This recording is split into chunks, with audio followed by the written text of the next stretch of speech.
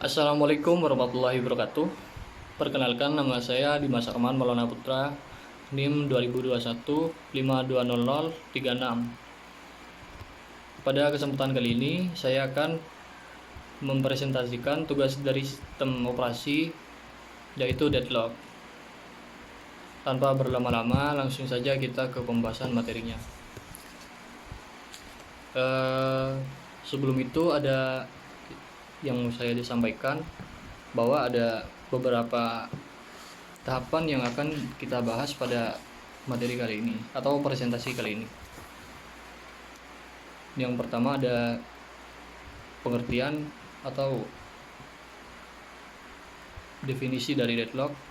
Permasalahan deadlock terjadi karena sekumpulan proses-proses yang diblok, di mana setiap proses membawa sebuah sumber daya dan menunggu mendapatkan sumber daya yang dibawa oleh proses lain.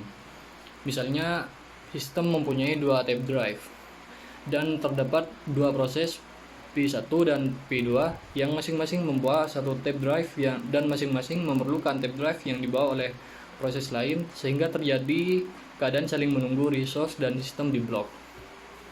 Sumber daya yang pada sistem terdiri dari tipe resource, CPU cycle, ruang memori, perangkat I, RO yang disebut dengan tipe sumber daya R1, R2, dan seterusnya. Setiap tipe sumber daya RI mempunyai beberapa anggota WI. Setiap proses yang menggunakan sumber daya menjalankan urutan operasi sebagai berikut. Yang pertama, meminta atau request, yang artinya meminta sumber daya. Yang kedua, ada memakai atau use, yang artinya memakai sumber daya. Dan yang ketiga, melepaskan atau release, yang artinya melepaskan sumber daya. Merujuk pada pembahasan yang ketiga, ada mutual exclusion. Hanya ada satu proses pada satu waktu yang dapat menggunakan sumber daya. Dan yang kedua, ada hold and wait. Suatu proses membawa sedikitnya satu sumber daya menunggu mendapatkan tambahan sumber daya baru yang dibawa oleh proses. Yang ketiga, ada no preemption. Sebuah sumber daya dapat dibebaskan dengan sukarela oleh proses yang memegangnya setelah proses menyelesaikan teks. Yang keempat, ada circular wait. Terdapat sekumpulan proses P0, P1 sampai seterusnya sampai pada P0 lagi yang menunggu sumber daya, di mana P0 menunggu sumber daya yang dibawa oleh P1, P1 menunggu sumber daya yang dibawa P2, dan seterusnya. Yang keempat, kita merujuk kepada metode menangani deadlock. Terdapat 3 metode untuk menangani permasalahan deadlock. Yang pertama, menggunakan protokol untuk menjamin bahwa sistem tidak pernah memasuki status deadlock. Yang kedua, mengizinkan sistem memasuki status deadlock dan kemudian memperbaikinya. Yang ketiga, mengabaikan permasalahan dan seakan-akan deadlock tidak pernah terjadi pada sistem. Model ini banyak digunakan pada sistem yang operasi termasuk Unix.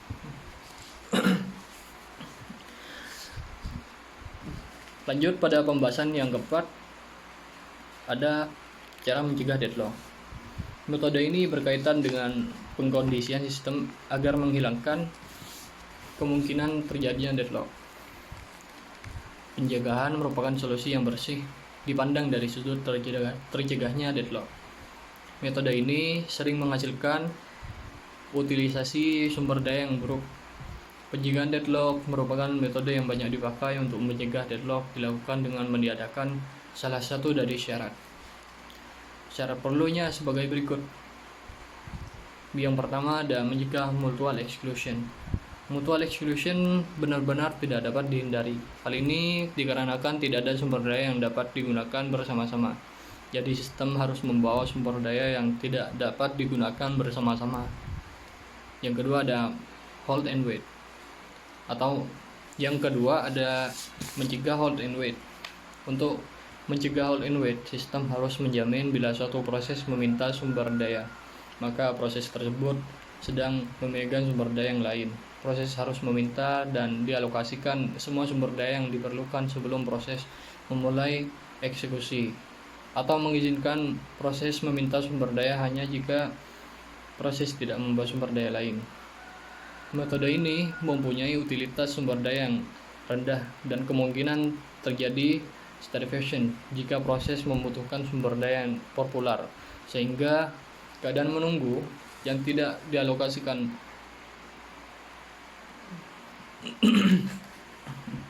sehingga terjadi keadaan menunggu yang tidak terbatas karena setidaknya satu dari sumber daya yang dibutuhkannya dialokasikan untuk proses yang lain.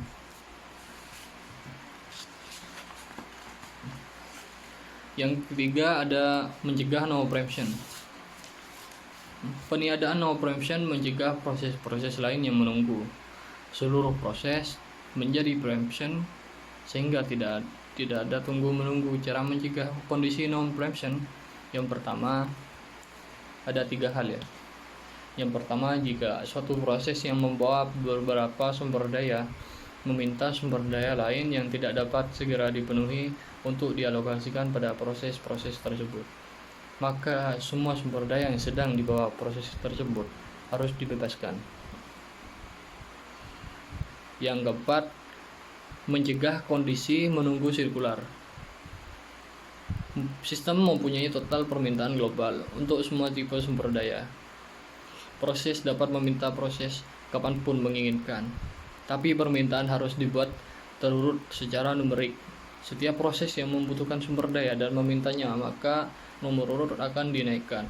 Cara ini tidak akan menimbulkan siklus masalah. Cara ini tidak akan menimbulkan siklus.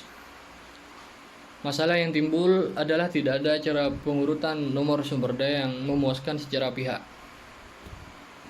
Lalu bagaimana cara kita untuk mendeteksi deadlock?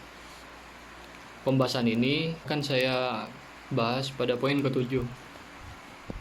Jika sistem tidak menyediakan algoritma mencegah deadlock dan menghindari deadlock, maka terjadi deadlock. Oke, yang pertama, algoritma yang menguji safe state sistem untuk menentukan apakah deadlock telah terjadi. Yang kedua, ada algoritma untuk memperbaiki dari deadlock. Lanjut kita membahas kepada perbaikan dari deadlock. Terdapat 2 pilihan untuk membebaskan deadlock. Satu solusi sederhana adalah dengan menghentikan satu atau beberapa proses untuk membebaskan kondisi menunggu sirkular. Pilihan kedua adalah menunda beberapa sumber daya dari satu atau lebih proses yang terjadi deadlock. Yang pertama ada terminasi proses. Untuk memperbaiki deadlock dengan terminasi proses dapat digunakan salah satu dari 2 metode di bawah ini. Menghentikan atau abort semua proses yang deadlock. Lalu menghentikan satu proses setiap itu pada siklus deadlock hilang. Untuk menentukan urutan proses yang harus dihentikan, ada beberapa faktor yang harus diperhatikan. Yang pertama ada prioritas proses. Dan yang kedua ada berapa lama proses dijalankan dan berapa lama lagi selesai. Yang ketiga ada sumber daya yang digunakan oleh proses. Yang keempat ada sumber daya yang diperlukan untuk menyelesaikan tes. Yang kelima ada beberapa proses yang harus diterminasi. Dan yang keenam ada apakah proses dan yang keenam ada apakah proses apakah proses interaktif atau batch. Yang kedua ada menunda sumber daya. Untuk menghilangkan deadlock dengan menunda sumber daya dari proses harus ditunda dan memberikan sumber daya tersebut ke proses lain sampai siklus deadlock hilang. Jika penundaan dibutuhkan untuk menghilangkan deadlock, terdapat 3 hal yang perlu diperhatikan.